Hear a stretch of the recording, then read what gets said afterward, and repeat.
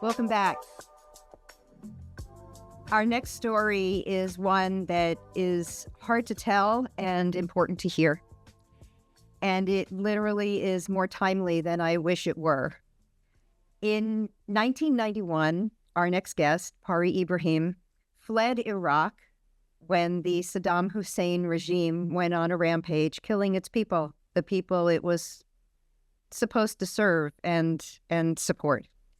She ultimately arrived in the Netherlands and was able to live a peaceful life there with her family. And then in August of 2014, the Islamic State, ISIS, attacked the Sinjar region in Iraq, killing thousands of Yazidis. Pari is from the Yezidi tribe, and these were her people. And so again, another regime, another attack, and ultimately another genocide. And one that we have most likely not heard very much about, and not just we, but the world. There are stories like this that happen, and there are heroes who grow out of these horror stories, who want to help, who want to do good, who want to find a way to make things right. And Pari Ibrahim took it upon herself to find a way to do that. She created the Free Yezidi Foundation. She has worked tirelessly over this last decade to find, to locate, to fund opportunities to bring these women and children back. And we're going to hear her story next.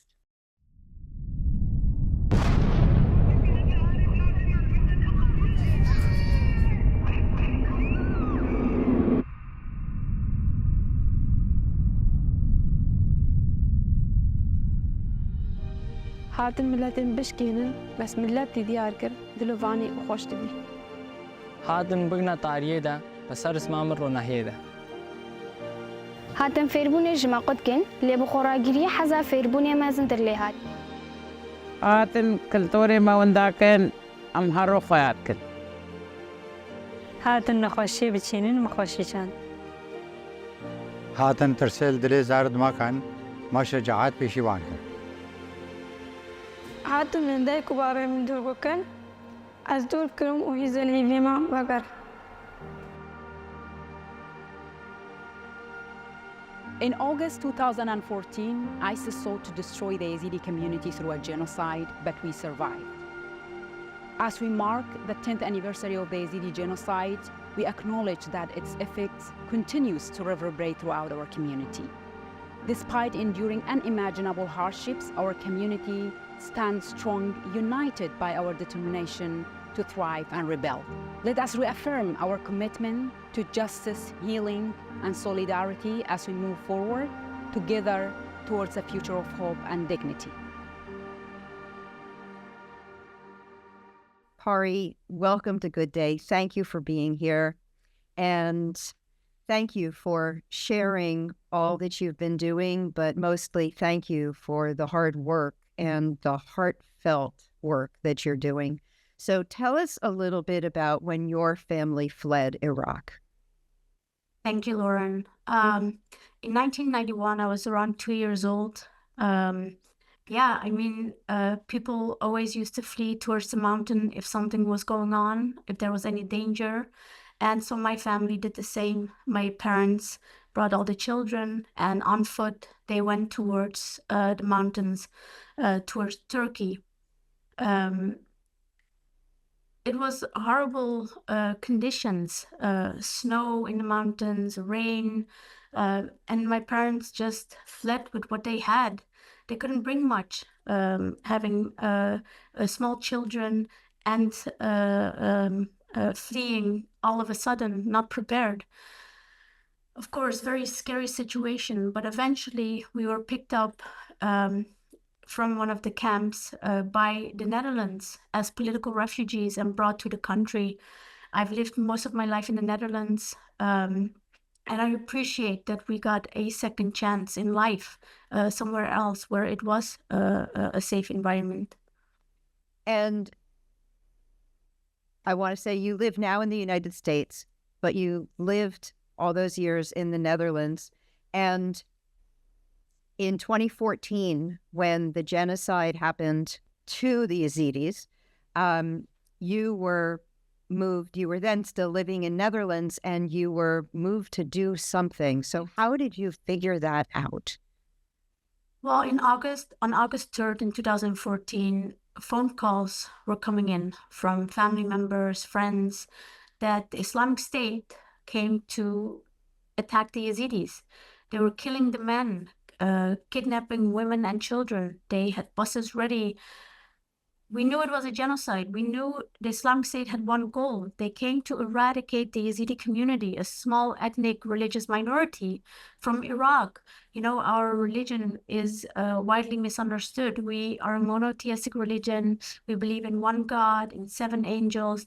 And one of the 7 angels is identified by neighboring communities as the fallen angel. So we are being told that we are devil worshippers, we are non-believers, we should not exist.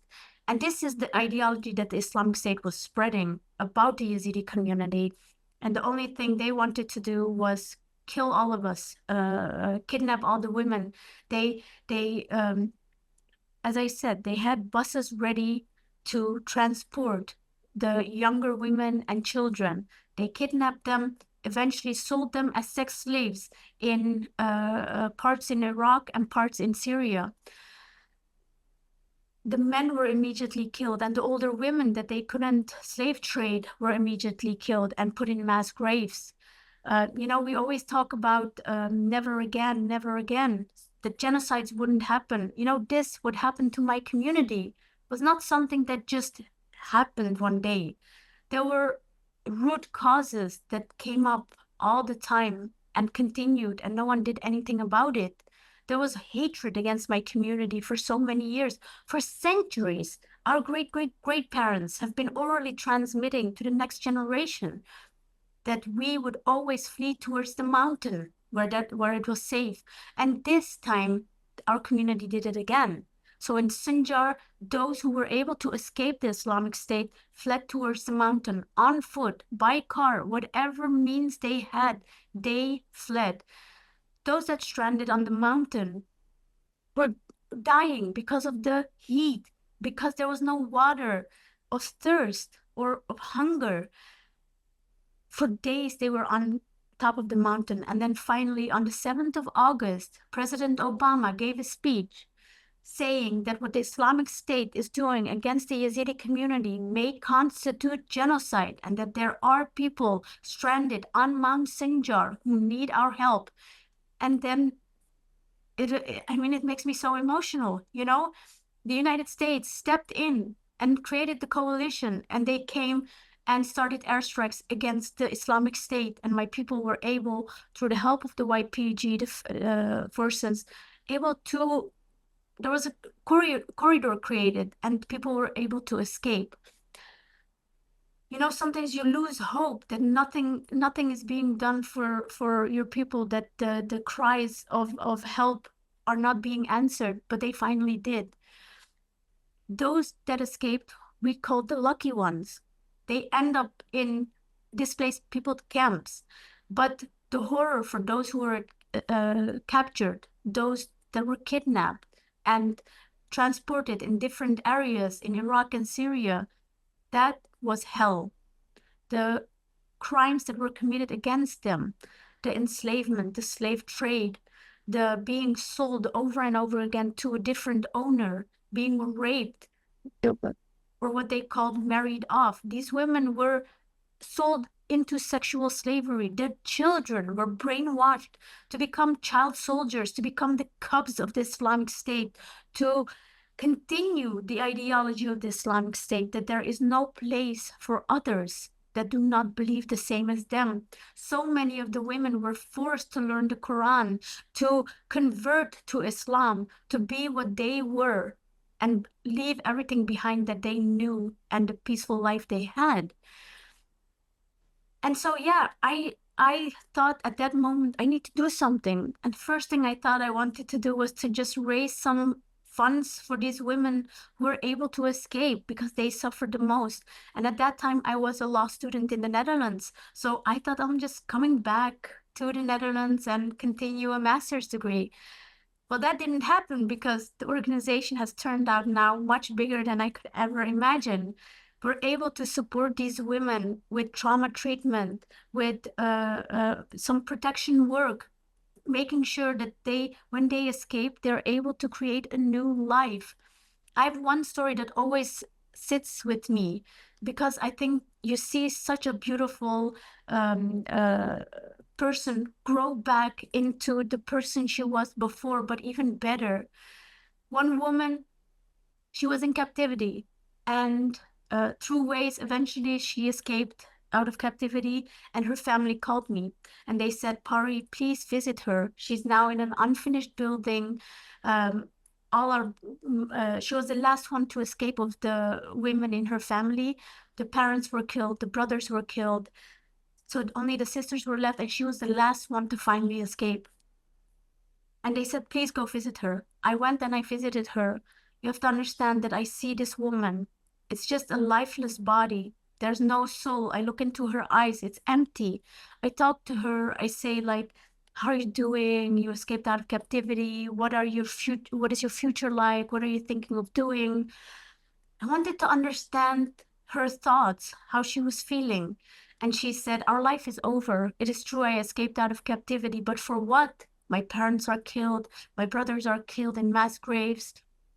I have nothing to live for anymore. And I said to her, you know, there is beauty in life after genocide, after the hell that you went through. I can prove it to you if you come to our centers. We have a women's center. We do different activities. We do education. Please come and get an education. You'll learn new things.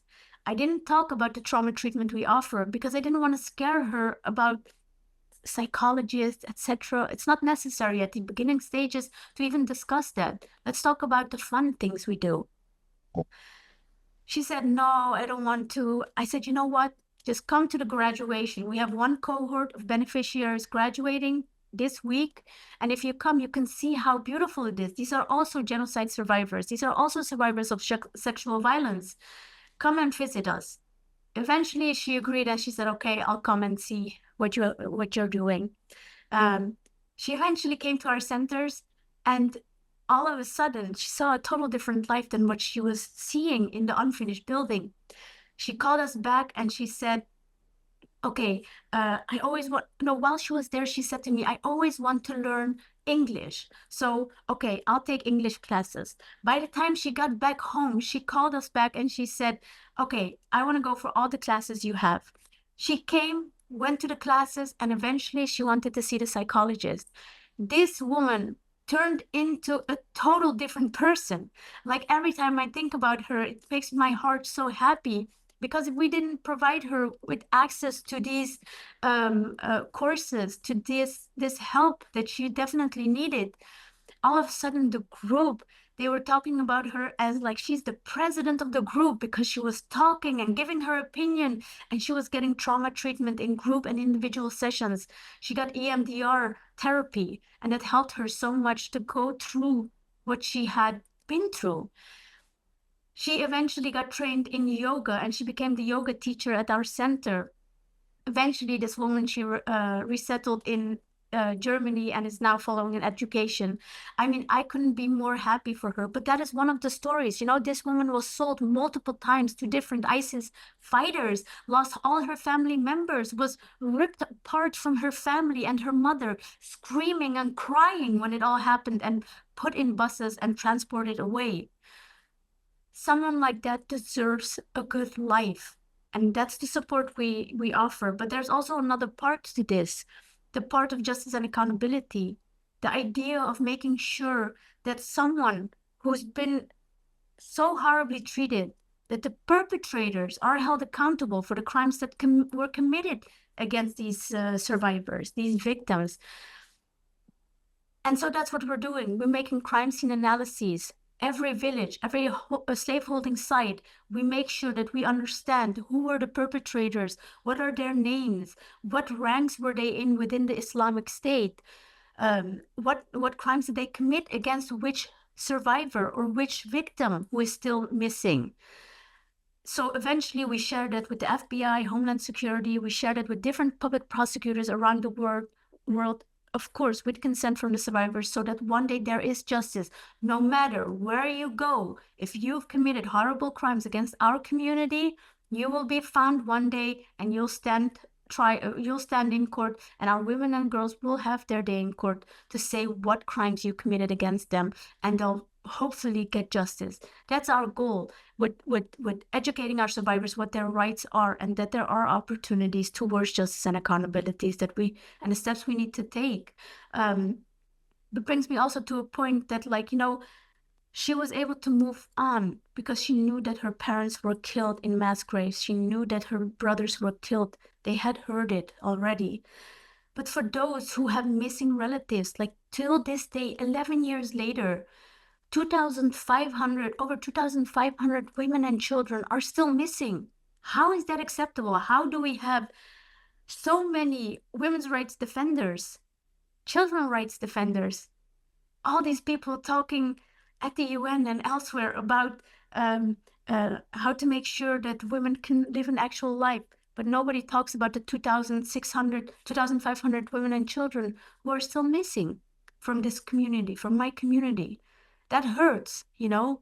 There's so much talk, but there's no action. These women, what I want to do is make sure that these women have a face, that they're not just a number. These women and children need to be found. And that's what we try to do. And that's the New York Times article that was most recently published. We try to work with other Yazidis and make sure that we can locate them, identify them, have DNA matches, work with lawyers, try to make sure that we can bring them home, reunify them with their families. And it's such an important part of the work that we do, but unfortunately there's no support for it. And that's why these women and children are now just a number, but we need to not stop and look for them. I understand and I agree. And with that in mind, how can our viewers learn more? Where can they get involved? What can we do? Thank you, Lauren, for asking. I mean, you know, the first thing is go to our website, freeyezidi.org. You'll find a lot of videos, a lot of stories, a lot of ways how you can help or donate. Another thing I want to say is that we've created small businesses for the women. We created enterprise and training centers. In the Enterprise and Training Center, one part is for our brand called the Chunky Animals. These women make such adorable stuffed animals with crochet, and we branded them. They have labels on them. They tell a small story, in small words, the stories of their suffering, the genocide of our people.